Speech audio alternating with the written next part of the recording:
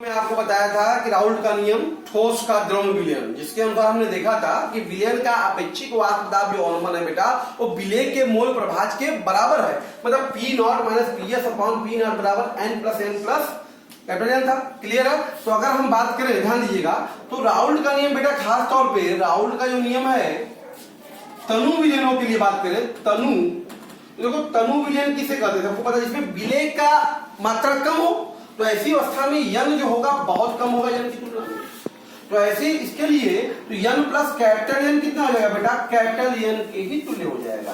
तो तनु विलयनों के लिए तनु विलयन की बात हो रही है, तनु विलयन के लिए जो राउल्ट का फार्मूला है वो अब ये हो जाएगा P not minus P S upon P not बराबर यन बटा कैपिटल यन हो जाएगा। क्लियर? इस तरह से परिभाषित कर सकते हैं। सिर्फ और सिर्फ डाइल्यूट सॉल्यूशन के लिए हम बात करेंगे, लेकिन एक्चुअल लॉ तो यही है। बात समझ में आया कि विलय का अपेक्षिक वाष्प दाब अनुमान जो होता है विलय के मोल प्रभाज के, लेकिन डाइल्यूट सॉल्यूशन है तो डाइल्यूट का मतलब क्या होता है, इसमें विलय के कण बहुत कम हो, उसे क्या कहेंगे डाइल्यूट। ऐसी अवस्था में n प्लस n जो होगा n की तुल्य होगा। क्लियर है बेटा? अच्छा, अगर मान लिया जाए विलय की मात्रा स्मॉल w है, विलय का अणु भार अगर स्मॉल m है तो स्मॉल n बराबर क्या होगा, w बाई स्मॉल m होगा। ठीक है, मोल है भाई। तो इसी प्रकार से अगर विलायक की बात करें, विलायक की मात्रा अगर कैपिटल W है और विलायक का अणु भार कैपिटल M है, तो यहां से कैपिटल M कितना होगा बताओ, कैपिटल W बटा कैपिटल M। ये वैल्यू उठा के यहां पर रख सकते हैं आप। तो क्या मिल जाएगा, P not minus P S upon P not बराबर स्मॉल w बटे स्मॉल m बटे कैपिटल M बटा कैपिटल W। क्लियर है? तो इस फार्मूले से हम लोग विलय का जो है अणु भार भी कैलकुलेट कर सकते हैं। दूसरी खास बात है, यहां से देखिए स्पष्ट है कि हमारा राउल्ट के नियम की विलयन का आपेक्षिक वाष्प दाब अनुमान, जो विलयन का आपेक्षिक जो है वाष्प दाब अनुमान है, अनुमान ये बेटा विलय की सांद्रता पर निर्भर करता है। विलय की सांद्रता, विलय के कणों की संख्या, विलय के कणों की संख्या पर निर्भर करता है। क्लियर है? तो इसलिए हम कह सकते हैं कि आपेक्षिक, इसलिए हम कह सकते हैं कि आपेक्षिक वाष्प दाब अनुमान जो होता है, अनुमान विलयन का एक अणु संख्य गुणधर्म है। क्या है ये? अणु संख्य गुणधर्म, कॉन्जुगेटिव प्रॉपर्टीज है। तो अपेक्षिक वाष्प दाब अनुमान जो होता है वो विलयन का एक अणु संख्य गुणधर्म, अणु संख्य गुणधर्म का मतलब वे गुणधर्म जो विलय के कणों पर निर्भर करे, विलय के मोलों पर डिपेंड करे। तो आप देख रहे हैं यहां पर ये विलय पर डिपेंड कर रहा है, पार्ट किसका, मोल प्रभाज के। इसलिए हम कह सकते हैं कि ये हमारा क्या है, एक प्रकार का अणु संख्य गुणधर्म है। इसके क्वेश्चन बड़े मजेदार है बेटा, कंपटीशन में, बोर्ड्स में बहुत ज्यादा पूछे जाते हैं। आइए हम राउल्ट लॉ पर आधारित कुछ क्वेश्चनों को देखते हैं। बहुत ही इंपॉर्टेंट क्वेश्चन है ये, एनसीईआरटी के प्रॉब्लम हम सॉल्व करेंगे। पहले कह रहा है 298 केल्विन पर क्लोरोफॉर्म और डाइक्लोरोमेथेन के वाष्प दाब 200 mm और 415 mm Hg हैं। तो पहले जो दिया है, पहले हमेशा काम ये करना चाहिए कि हमें उसको लिखना चाहिए। ठीक है? तो हमारा क्लोरोफॉर्म के लिए ध्यान दो, क्लोरोफॉर्म के लिए तो वाष्प अवस्था में, शुद्ध अवस्था में तो P1 नॉट, भाई शुद्ध अवस्था, इसको P1 कह दे पहला अवयव, इसका शुद्ध अवस्था में देखिए वाष्प दाब दिया है तो P1 नॉट कितना हो गया, 200 mm हो गया। बात समझ में आ रहा है? और CH2 Cl2 के लिए बात करें तो दूसरा अवयव कह दे तो इसका शुद्ध अवस्था में वाष्प दाब कितना है, 415 mm। ठीक है, इसको दूसरा अवयव करें, देखिए इसका इनका वाष्प दाब दिया है, शुद्ध अवस्था का वाष्प दाब दे दिया। फिर क्या कह रहा है आपसे, ध्यान दीजिए, पहली कंडीशन में कह रहा 25 ग्राम क्लोरोफॉर्म, तो क्लोरोफॉर्म की मात्रा क्लोरोफॉर्म की मात्रा बेटा कितनी है? 25.5 ग्राम है। तो क्लोरोफॉर्म का अणु भार पहले निकाल लीजिए। अणु भार कितना होगा बेटा? 12 धन 1 धन 3 गुणे 35.5। तो सॉल्व करके देखिए कितना आता है अणु भार? 19.5 आएगा। क्लियर है? इसी प्रकार से आप देख रहे हैं, आपसे डाइक्लोरोमेथेन CH2Cl2 की मात्रा दे दिया है। कितना दिया बेटा? CH2Cl2 की मात्रा 40 ग्राम दिया है। तो CH2Cl2 का अणु भार क्या होगा बताइए? तो अणु भार क्या होगा भाई? CH2 मतलब 12 धन 2 धन 35.5 71। तो ये हो गया आपके पास 2 2 4 1 5 7 का 85। इसका अणु भार हो गया। तो सबका मोल देखिए, ध्यान दीजिए, क्योंकि यहाँ पे मोल प्रभाज का संबंध है। चाहे जो भी निकालना हो तो मोल प्रभाज चाहिए, मोल प्रभाज के लिए मोल। तो जितने भी यहाँ सवाल पहला कार्य होता है कि मोल प्रभाज या मोल्स निकालना, तो इसलिए पहले हम भार अणु भार लिख लें तो मोल निकाल लेते हैं। इसको निकालना अनिवार्य है। तो क्लोरोफॉर्म का CHCl3 का मोल निकाल लो। CHCl3 का मोल क्या होगा? CHCl3 की मात्रा बेटा 25.5 बटा अणु भार 119.5।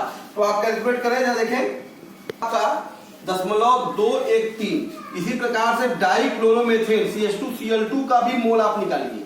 कितना आएगा बताइए? इसकी मात्रा कितनी दिया है? 40 और बटे बेटा कितना है? 85। तो ये लगभग आपका कितना जाएगा? 7.47। देखिए इतना आपने कर लिया। अब क्या चीज जरूरी है निकालना? अब मोल प्रभाज निकालना जरूरी है। मोल निकल गया तो मोल प्रभाज निकाल लेते हैं। अगर मान लिया पहले अवयव क्लोरोफॉर्म की बात करते हैं, पहले अवयव का मोल प्रभाज क्या होगा बताइए भाई? क्लोरोफॉर्म का मोल कितना? 0.213 बटा 0.213 धन 0.47। तो क्लोरोफॉर्म का मोल आएगा ये मोल प्रभाज 0.213 बटा बेटा कितना आएगा? देखिए 3 और 7 और 1 8 और 4 2 6.683। तो ये x1 की वैल्यू आ जाएगी बेटा, कैलकुलेट करेंगे आप तो 312। ये क्लोरोफॉर्म का मोल प्रभाज निकल गया। इसी प्रकार से CH2Cl2 के लिए अगर मोल प्रभाज दूसरा अवयव इसको हमने माना है तो क्या होगा बेटा? x2 क्या होगा? 1 माइनस x1। तो 1 माइनस x1 का मतलब 0.312। तो 10 में से 2 गया 8, 9 में से गया 8 और 9 में से 3 गया 6, 0.688। ये मोल प्रभाज आपको मिल गए हैं। अब आपके पास जो सबसे इंपॉर्टेंट चीज है वो क्या है बेटा? इनका क्या कह रहा है? विलयनों का। देखिए सभी का आपने निकाल लिया। पहला पार्ट कह रहा है कि विलयन का वाष्पदाब। तो विलयन का वाष्पदाब क्या होगा भाई? P1 नॉट x1 और P2 नॉट x2। राउल्ट के नियम से चाहे आप ये भी लगा सकते हैं, ऐसी बात नहीं है। क्या? P1 not plus P2 not minus P1 not into x2। ये फार्मूला भी लगा सकते हैं, चाहे इसको लगा, चाहे कोई भी लगाए, ऐसा कुछ है नहीं। चाहे आप इसी को लगा दीजिए, आप अलग मल्टीप्लाई करना जैसे भी करना इजी हो जाएगा थोड़ा सा। P1 नॉट की वैल्यू बताइए कितना? पहला फैक्टर आपने किसको माना है? ध्यान दीजिएगा, पहला फैक्टर है CHCl3 200 mm हो गया धन। दूसरा फैक्टर के 415 माइनस बेटा 200 और गुणे x2 कितना है हमारा? x2 तो सेकेंड फैक्टर है हमारा। x2 की वैल्यू 688। तो ये आ जाएगा P बराबर 200 धन 215 गुणे 0.688। तो सॉल्व कर देंगे आप 347.9 mmHg। तो आपको मिल गया क्या? पहला विलयन का वाष्पदाब। ठीक है, तो ये पहली अवस्था का आपको वाष्पदाब मिल चुका है, विलयन का वाष्पदाब। आप ऐसे भी करते तो भी आता, अलग अलग गुणा करके जोड़ते तो भी आता, ऐसे कुछ नहीं है। अब सेकेंड पार्ट पे क्या है? वाष्प अवस्था में प्रत्येक अवयव का। इसके लिए सबसे पहले हमको प्रत्येक अवयव का पहले हमको क्या चाहिए बेटा? वाष्पदाब चाहिए। P1 कितना होगा बताइए? P1 not x1। P1 कितना होगा? P1 not x1। तो P1 नॉट कितना है बताइए भाई? P1 नॉट कितना है? 200। x1 कितना है बेटा? आपने निकाल लिया, बताइए। पहले का मोल प्रभाज 0.312 तो ये मेरे ख्याल से आ जाएगा आपका 2 दूनी 4, 2 एकम 2, 2 तिहाई 6, 0 0 और 3 अंक पे है तो 62.4 mm। ये आ गया P1।